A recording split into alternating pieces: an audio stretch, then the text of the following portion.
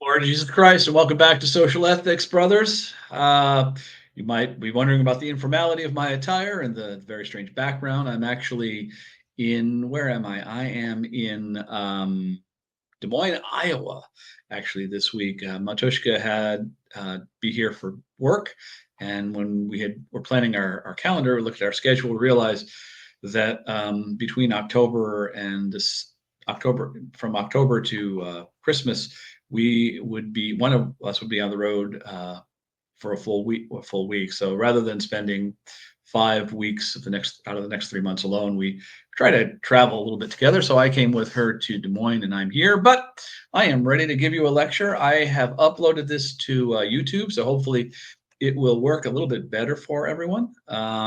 So let me know how that goes. Some business stuff real quick. I sent an email out earlier today, gave you the links to the other lectures that are now on YouTube.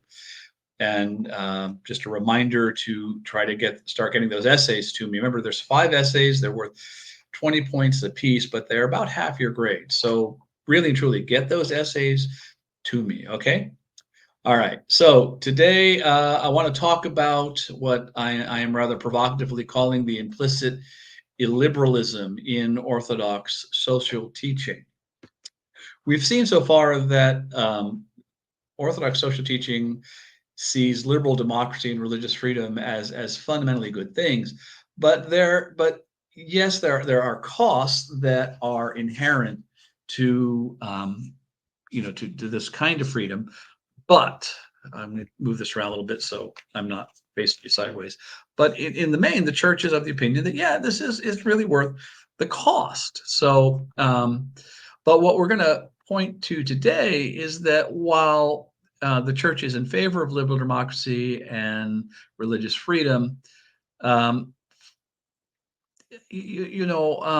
sometimes both the basis of the social concept and for the life of the world stray into areas which I would call illiberal. And by illiberal or by illiberalism, I mean the tendency to support non-democratic means to accomplish specific outcomes. In the basis, we see a tendency towards illiberalism when broad political and social freedoms put the Russian Orthodox Church at a disadvantage in society. For the life of the world, on the other hand, tends to favor illiberalism in the economic arena, especially when policies put the poor at a disadvantage. But again, in both cases, while I think the church is correct in identifying the harm, I think its response is inconsistent when it calls for the state to rectify the situation by infringing on human freedom. So let's, if we can, talk a little bit about that. And I've got to just, okay, here we go. Yep, sort of got to just fuss a little bit with my slides and things. All right, so let's get into it. So we're going to be concerned today with trying to get my slides to work. So there we go. Introduction. That last slide was pointless. So, like I said, we're concerned today in which the ways in which the church sort of strays into illiberalism, and one of the things that we're going to see is that it does it with the best of possible intentions, but it still causes this can really still cause some harm. And if in that last lecture we criticized people who undermined the common good through ontological individualism of seeing themselves as closed in, as just sort of a solid unit and having no connection to society. We also need, I think, to be willing to own our own tendencies, our own tendencies to undermine the common good. This is something that actually, for the life of the world, explicitly asks for. The document asks Orthodox Christians, Orthodox scholars, and those outside the church as well to offer criticisms of the content of what's found in the document. So this is not a matter of trying to be impious or not good sons of the church. I mean, the church has actually invited us to think through these issues and to bring to light some of the implications or the gaps in what's being said. So let's talk a little bit about the creeping illiberalism of our social ethics. While there is much for for Americans in the classical liberal tradition to like about the basis of the social concept, and here's a quote that we'll be focusing on in this lecture. There are moments when the underlying illiberalism of the Russian Orthodox Church bleeds through. Look, for example, at what we read in section 3 of the basis of the social concept, the section on church and state.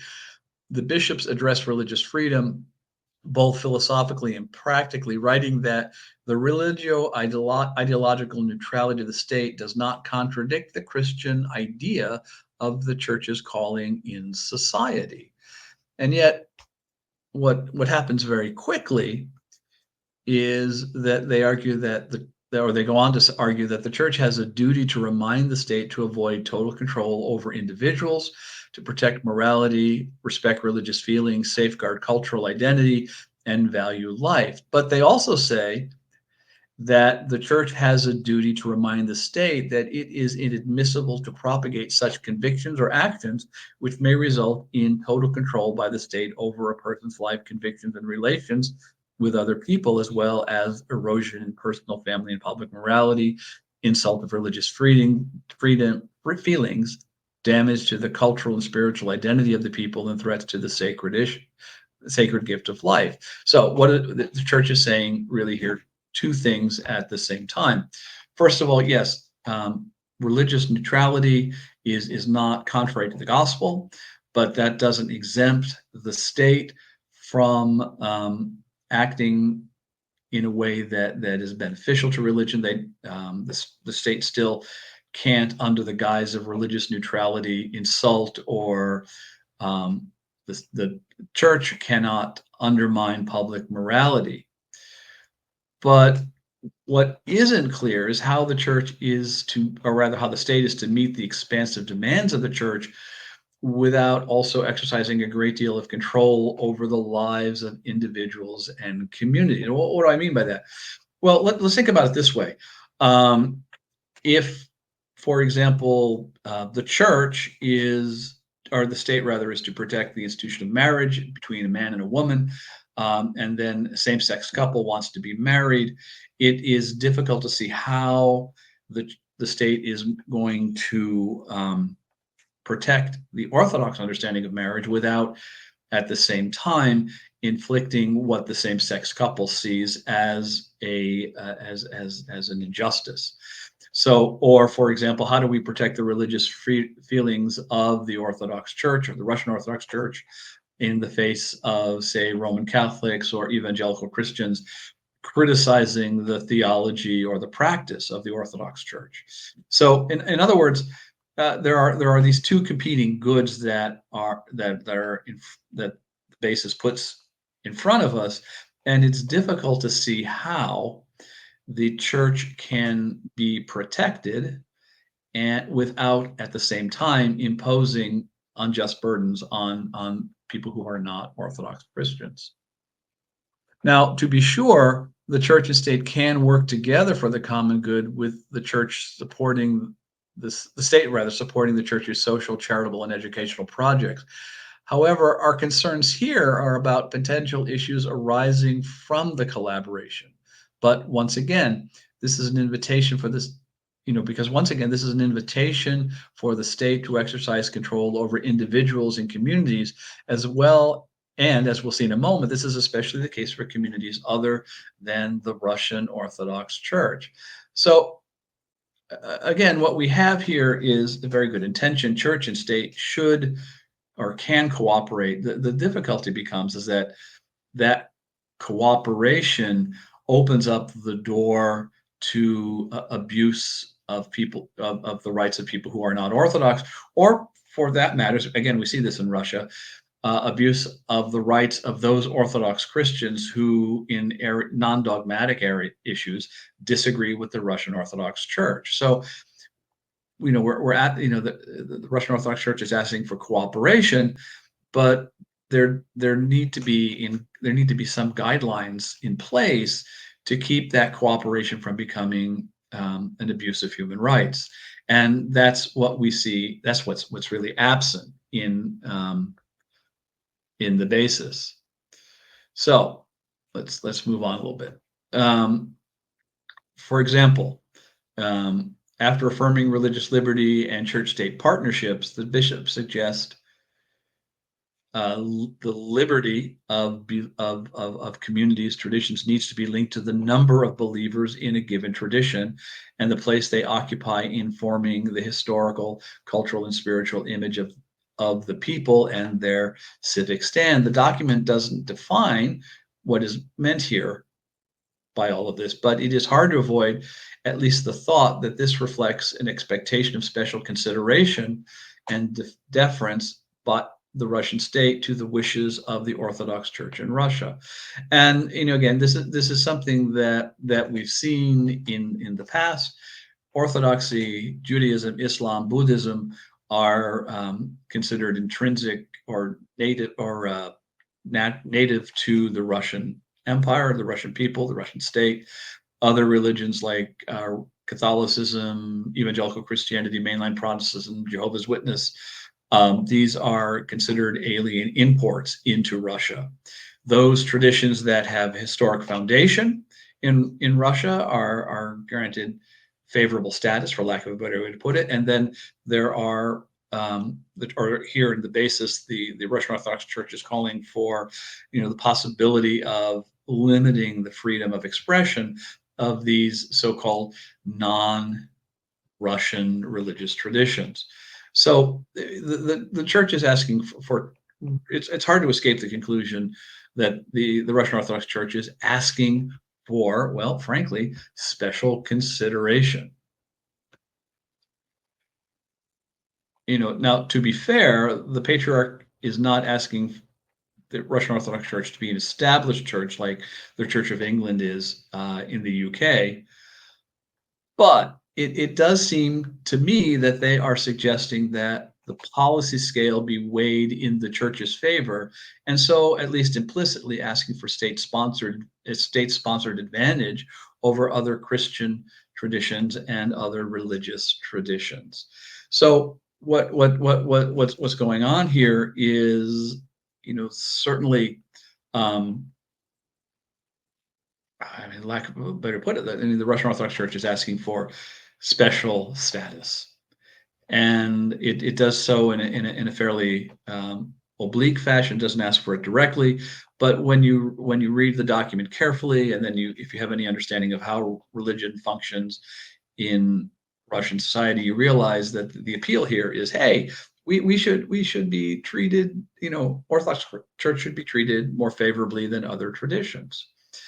This leads to a situation which we might call soft totalitarianism. And I apologize for some of these slides. When I brought them into this program, seems some of the headings are a little off. But like I said, the Russian Orthodox Church is not seeking a monopoly, but it is looking for laws that grant the church an advantage, and so will ultimately benefit the church in the marketplace of ideas. So the Russian Orthodox Church is not asking for a level playing field like what we have in America. Rather, it's calling for what might for a kind of soft totalitarianism, in which those who are not Orthodox Christians, or those Orthodox Christians who disagree with the church in non-dogmatic issues, are, as a matter of law and custom, marginalized. I'm thinking here again, especially of those Orthodox Christians who have criticized Russia's aggression in Ukraine. Protesters are arrested, but clergy are disciplined, suspended, even deposed, because they pray for peace rather than for the victory of Russia in Ukraine. And so, again, there is implicit within the basis this, what I'm calling here this kind of soft totalitarianism. The assumption here in the basis is that while freedom of conscience is not inherently contradictory to the gospel, it does represent a shift from religion as a social phenomena to a private affair. This change, in the words of the basis, this change, as they say, as we hear in the basis, indicates that the spiritual Christian value system has disintegrated, and that most people in a society which affirm the freedom of conscience no longer aspire for salvation. Whatever the sociological truth of this comment, even the Russian Orthodox Church itself admits that freedom of conscience isn't wholly detrimental to the life of the church. What is clear is that the bishops are complaining about the loss of social and presumably state support for their mission, and that's why they want the state to intervene. Now, of course, I'm an American, and my response to this concern is, golly, I've got to work harder. There are all of these people who are baptized in the Orthodox Christians, and they are not active in the life of the church. This is a call to evangelism, not for new state laws that would work to my advantage as a priest. But again, that's a difference between a mindset which is framed by democracy as opposed to a mindset that is more totalitarian or illiberal in orientation.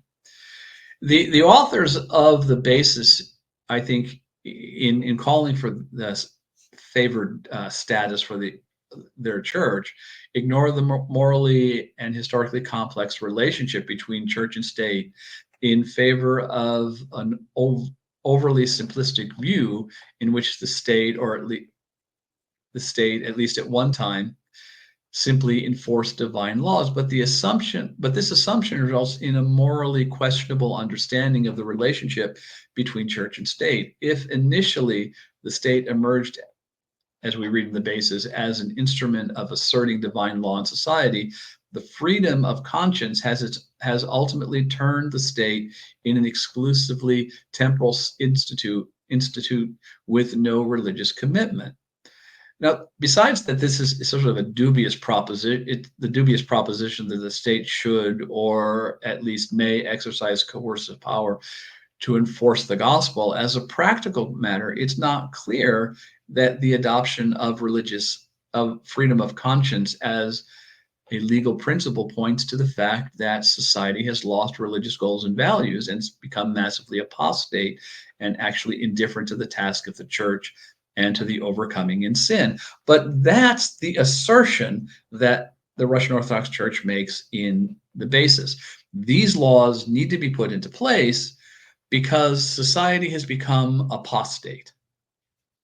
Maybe in fact, freedom of conscience has led to widespread apostasy in Russian society. However, I think as Christians, our first call is to reflect on our own responsibility for people not believing in the gospel.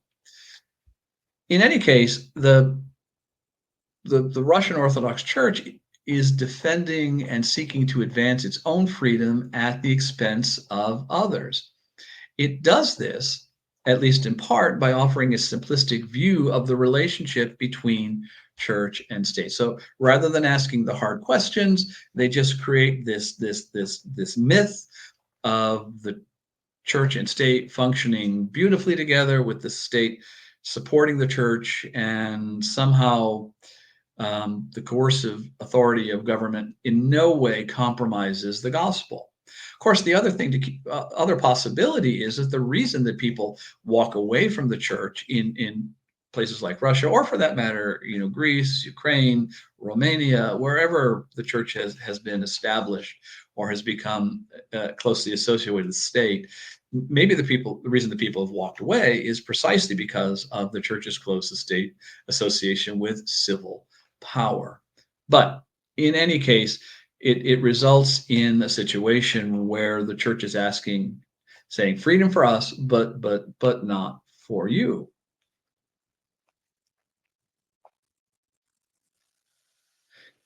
This willingness to compromise the freedom of others is done, for example, when the bishops criticize the state's withdrawal from enforcing religious orthodoxy and calling this an apostasy.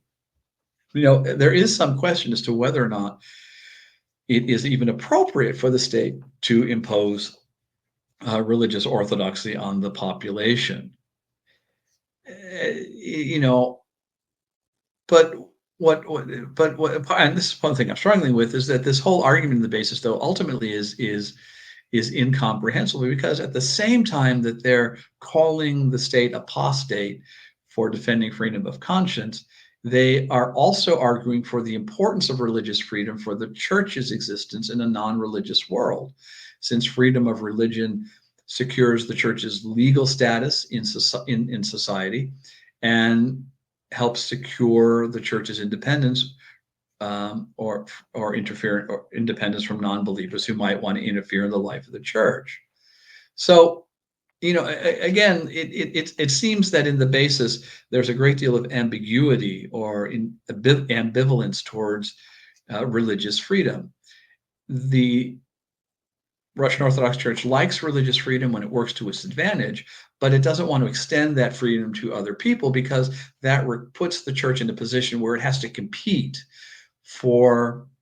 compete for the souls and hearts of the Russian people. When we look at the internal life of the Russian Orthodox Church and then how it deals with things like the invasion of Ukraine, we discover that this so-called apostate state certainly it they are happy. The Russian Orthodox Church is happy to have the so-called apostate state on its side when it defends the rights or the privileges of the Orthodox Church. So it really is kind of incoherent. So let's move on a little bit here. So and there we go. What we're coming to is that there is just great inconsistencies in how the basis of the social concept deals with the issue of religious freedom. But it's hard to escape the thought that the Moscow Patriarchate argues for religious freedom for the church while denying this same freedom, or at least the same measure of freedom, to non-Orthodox communities. While they make some good points about the separation of church and state, as well as the importance of the freedom of conscience, their support ultimately is really limited. Such freedoms are only seen as desirable as long as they are to the church's advantage. Again, this may be understandable if religious freedom were merely a fig leaf to justify the aggressive imposition of secularism on the church, but this is not the case in Russia or really in the Western world. It does seem, though, that for the Moscow Patriarchate, support for religious freedom means religious freedom for the Russian Orthodox Church. Freedom for other religions and ideological traditions is, or at least, or should be, it seems the basis suggests, limited to only those areas where they support the church's agenda. In other words, what's going on here? Yes, we like religious freedom because it's working to the advantage of the Russian Orthodox Church, and we're okay with other people having religious freedom as long as they exercise that freedom in a manner that works to our advantage as the Russian Orthodox Church. This is almost the very definition of illiberalism. I am happy to extend you freedom to you when you agree with me. I want to move now to the free for the document For the Life of the World by the Ecumenical Throne, and if the basis of the social concept tends to minimize or want to roll back political and cultural freedoms, it seems to me that in For the Life of the World, we see a similar devaluation of economic freedom. So for but what happens in both documents is that we see there are times in which in the church's magisterial teaching, there are these statements that really do undermine human freedom in certain areas. For example, in For the Life of the World, they talk about economic inequalities and the tax systems and the various tax systems.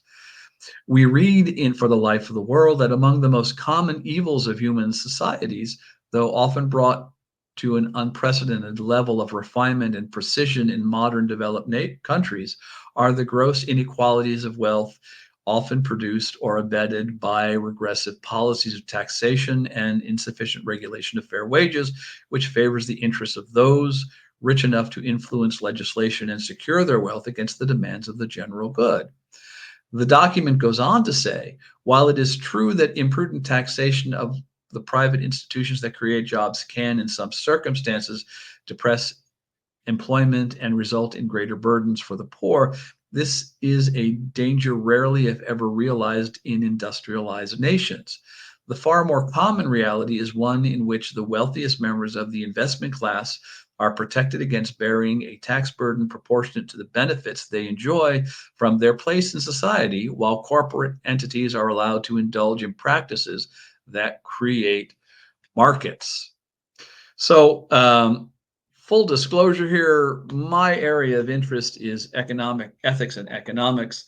And so, I'm a social scientist. I'm not a theologian. I'm actually my area, my doctorate was in personality theory and religion.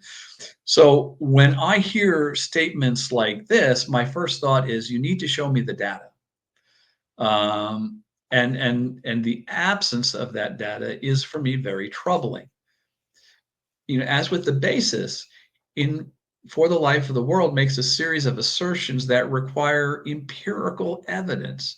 Specifically, and again in both cases, what are the limits within which individuals are making the decisions that they're making? Context matters here because not because it makes evil good, but because context in large part determines the kinds of morally good things which are possible. So it isn't enough simply to say that there is income inequality. We need to be able to understand why there is income inequality. We have to, if we look at tax laws, well, what are the various options for tax laws? What are the consequences of wage control? All of these are important questions, and none of which are addressed in For the Life of the World. So stepping back, what I would say is, while it is proper and right for the church to criticize the misuse of freedom or call for the government to intervene after the fact when freedom is abused, both documents instead call for the government to intervene to prevent the exercise of freedom. It's one thing to keep pigs out of the public square, which is how Martin Luther understood the role of government, to keep pigs out of the common square. It is an entirely different matter, however, to do so by preventing people from owning pigs. What I mean is that in both documents, we notice a call for the state to compel virtuous action in the service of securing outcomes that the authors in the church's name see as morally good. They do this first by identifying a real problem and then going on to offer a solution based on a simplistic analysis of the situation. Apostasy, in the case of the basis of the social concept, and greed, in the case of For the Life of the World.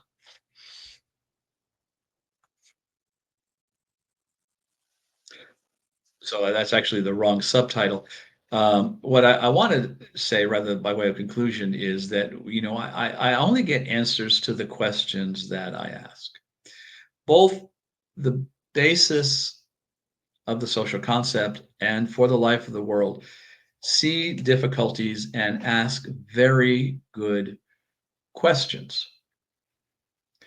The problem is not that they're asking bad questions, but that they're only asking certain questions, and they're leaving other questions not simply unanswered, but unasked. Let me just give you an example. Imagine 5 families, all uh, But the parents are roughly the same age, they have the same educational status, they make roughly the same income, they have the same number of children, and that these five families all decide at the same time that they need to buy a new automobile. So they're going to go out to the car dealership, and because they are roughly equivalent, um, in terms of age, wealth, number of children, education, all that stuff. It shouldn't surprise us that they buy five very similar cars. In fact, it wouldn't surprise us if two or more of the families actually bought the same make and model car. And the reason is because all five families are asking basically the same question. What's the best car for our family that we can afford? So that's going to limit the options, from which they're going to choose their new car. Now imagine, instead of five families each buying one car, imagine one family, again the same age, um, same number of children, but now they want to buy five automobiles. The thing that happens is that whatever they buy, they will not buy the same five cars. And the reason for that is because they're not going to ask just what's the best car for us, at a certain price point, but what are the different options that we have for automobiles. Again, they're buying five cars, so they're obviously much wealthier than the individual than those five individual families. So, but what's important is when they sit down, when they go to buy cars, they are not just going to be looking for a single answer. They're going to be comparing and contrasting the relative advantages and disadvantages of a whole range of vehicles. So that maybe they'll get, an SUV for when they travel as a family. Maybe dad will get a sedan for when he goes to work. Maybe mom will get a smaller compact car for when she's running errands during the day while the children are at school. Maybe mom and dad will get a little sports car for when they go for the weekend. They'll get a fifth car. I don't know what it is. It doesn't really matter. The point is, they're not just asking one question. They're asking multiple questions. And not only are they asking multiple questions, but they're asking multiple questions at the same time. So they're comparing and contrasting their answers. The illiberalism that we see in the basis of the social concept and for the life of the world is not the result of malice, at least not necessarily the result of malice. It's not a matter of people being wicked and evil. It's not even a matter of people being ignorant. Though I have to confess, it would have been nice for the life of the world to actually talk to people who were um, professionally involved in economics. It would have been good if they talked to economists, for example. Um, it is rather that they identified a question, a real question, and then tried to answer it without ever wondering if there were other questions that needed to be asked and answered. This is where we run into, I think, so many problems in our social witness. Because we are good, pious, well-educated believers in Jesus Christ, we see questions, we see things that are important, and we try to answer them. We see problems, we try to solve them. But we do this without ever asking, are there other questions that are important here? Are there other problems that need to be solved? I had mentioned this in our last video meeting when I went to the March for Life at the state capitol in Madison. And I discovered that neither the pro-life nor the pro-choice people had any idea what they were actually protesting for. They had no idea what they actually wanted beyond just this very broad statement: abortion should be illegal, abortion should be legal. When they were pushed, when I began to ask them questions other than should abortion be legal, they didn't have any answers.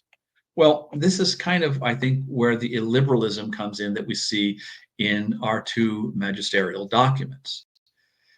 the documents only ask very specific and relatively narrow questions, and whatever we think of the answers, they leave unexamined all of the other kinds of questions that can and probably should be asked.